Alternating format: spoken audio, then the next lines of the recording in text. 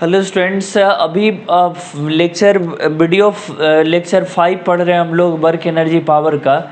और अभी इसका इंट्रोडक्शन क्या था, एनर्जी का बता रहा था।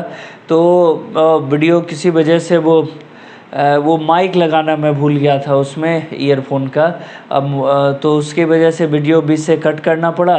तो हमने रेस्ट पार्ट को उसी लेक्चर का वीडियो 5 का जो रेस्ट पार्ट है 5B नाम से उसको कंटिन्यू कर देता हूँ। देखिए ज़रा, कह रहा है कि एनर्जी वेक्टर है या स्केलर। तो कह रहा है एनर्जी स्केलर क्वांटिटी, इसमें डायरेक्शन नहीं होता। तो scalar energy is a scalar quantity. Unit क्या होगा, तो कह रहा है एसआई यूनिट है। कह रहा है कि एसआई यूनिट हो गया कितना, जूल, जो बराबर होता है किसका, वो केजी मीटर स्क्वायर पर सेकेंड स्क्वायर है, जूल। और इस सेम एनर्जी होता है वर्क का भी, यही होता है same as a unit of क्या, जो लिखे work and torque.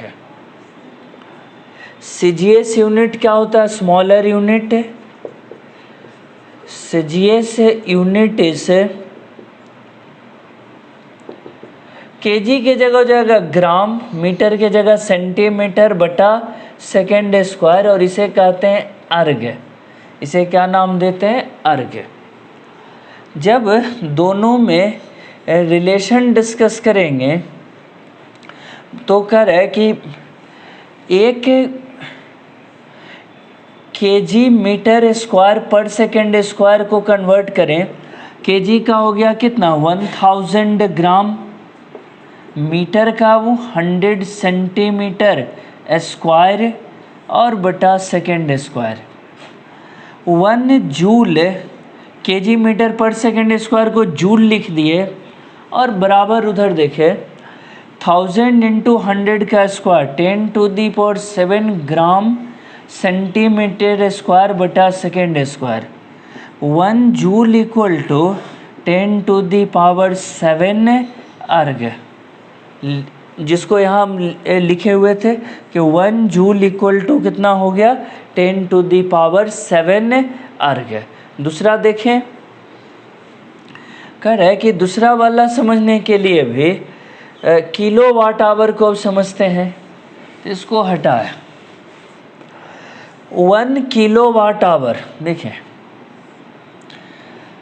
Kilo watt hour,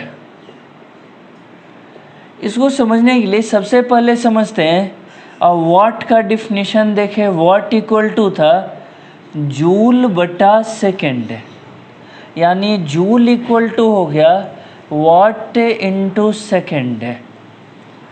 अब देखो 1 किलो वाट तो हो गया 1000 वाट, कोई डाउट नहीं है इसमें। किलो मतलब क्या होता है, हज़ार। आजकल तो होते हैं 1 kbps स्पीड देखते हो मोबाइल फ़ोन में, किलो वाट है तो वो यहाँ वाट है तो किलो वाट है, 1000 वाट हुआ।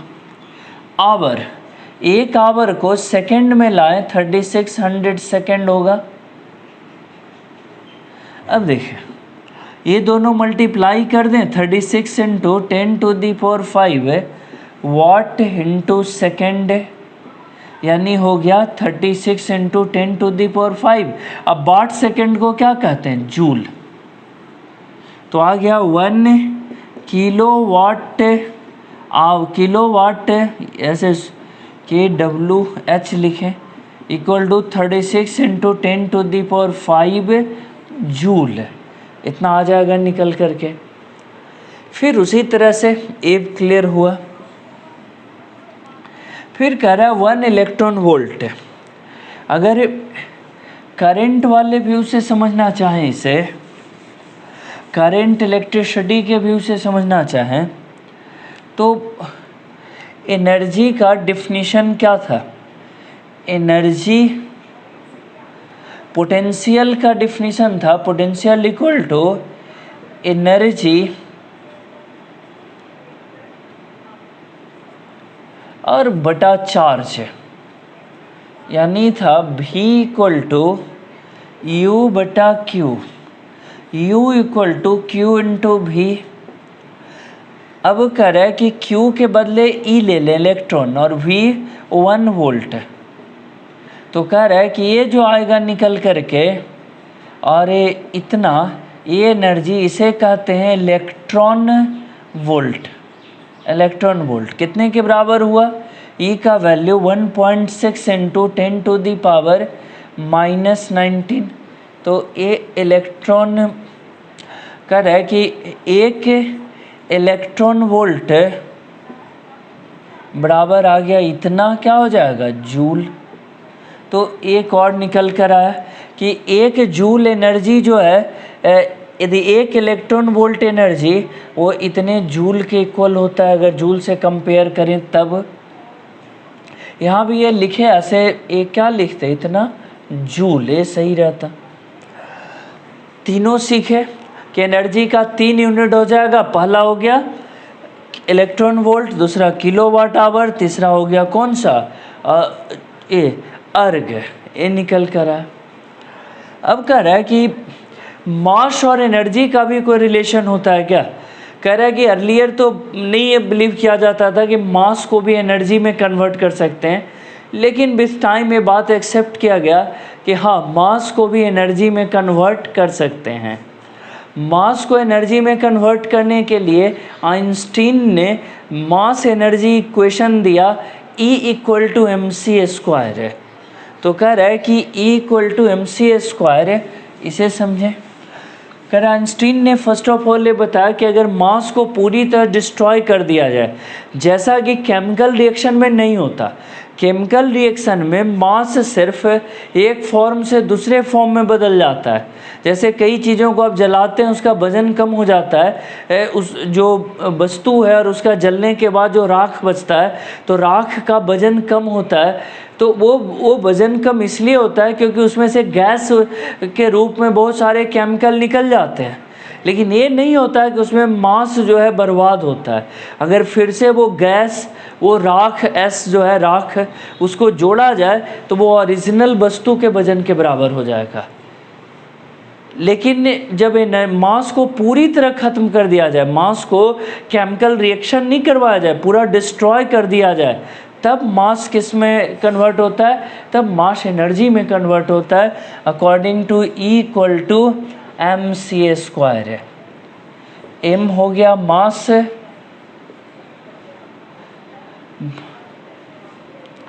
मास डिसअपीयर ऐसे लिख सकते हैं।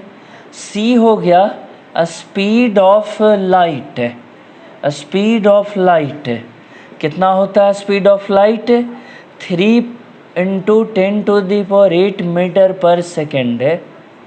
आप देख सकते हो E इक्वल टू m × 9 × 10⁻16 इतना जूल एनर्जी क्रिएट होता है। आप समझ सकते हो कितना बड़ा अमाउंट है। अगर 1 मिलीग्राम मास को भी एनर्जी में कन्वर्ट किया जाए तो इतना ज़्यादा 10⁻16 इतना बड़ा एनर्जी क्रिएट होता है। और इसलिए न्यूक्लियर प्लांट्स में जहाँ यूरेनियम का विखंडन करवाते हैं, यूरेनियम को का न्यूक्लियस तोड़ते हैं, और जब यूरेनियम का जो न्यूक्लियस तोड़ने के बाद जो डॉटर एलिमेंट्स बनते हैं, डॉटर न्यूक्लियस जो बनता है, वो उसका वजन, यूरेनियम का ओरिजिनल वजन और यूरेनियम तोड़ के जो बना दोनों उसका वजन, वो दोनों में अंतर होता है। और वो वजन, वो मास कहाँ डिसअपीयर होता है? तो वो एनर्जी क्रिएट करने में डिसअपीयर होता है। और वो एनर्जी जो है आइंस्टीन इक्वेशन के अकॉर्डिंग वो कन्वर्ट हो जाता है एनर्जी में। वो मास जो डिसअपीयर हुआ जब आप यूरेनियम के न्यूक्लियस को तोड़कर डॉटर न्यूक्लियस में कन्वर्ट करते हैं, तब तो वो एनर्जी कन्वर्ट हो जाता है, वो मास कन्वर्ट हो जाता है एनर्जी में अकॉर्डिंग टू दिस इक्वेशन। और इसीलिए अगर बहुत थोड़ा सा मास भी डिस्ट्रॉय हुआ तो वहाँ पर एनॉर्मस एनर्जी क्रिएट होता है, और इसलिए न्यूक्लियर प्लांट इतना ज़्यादा एनर्जी देता है। खैर आगे देखें, कह रहा है कि हम लोग को जो मैकेनिक्स में पढ़ना है उसमें 2 तरह का ही मेनली पढ़ना है। एक पढ़ना है काइनेटिक एनर्जी, जो किसी भी ऑब्जेक्ट में उसके मोशन के चलते आता हो वो एनर्जी कहलाता है काइनेटिक एनर्जी। और दूसरा पढ़ना है पोटेंशियल एनर्जी, जो किसी ऑब्जेक्ट में उसके कॉन्फ़िगरेशन, उसके पोजीशन, उसके बनावट, इसके चलते जो आता है उसे कहते हैं हम लोग पोटेंशियल एनर्जी। तो कह रहे हैं कि in mechanics we are concerned with mechanical energy only, which is of two types है, first kinetic energy, second potential energy. और बाकी जो electric energy, light energy, sound energy, कह रहा है कि वो सब चीज़ों का यहाँ पर कोई यूज नहीं होता। तो यहाँ पर हम लोग को सिर्फ पढ़ना है काइनेटिक एनर्जी और दूसरा कौन सा है, पोटेंशियल एनर्जी। तो इसमें इतना ही। अब काइनेटिक एनर्जी डिटेल बताता हूँ उसके लिए नेक्स्ट वीडियो में।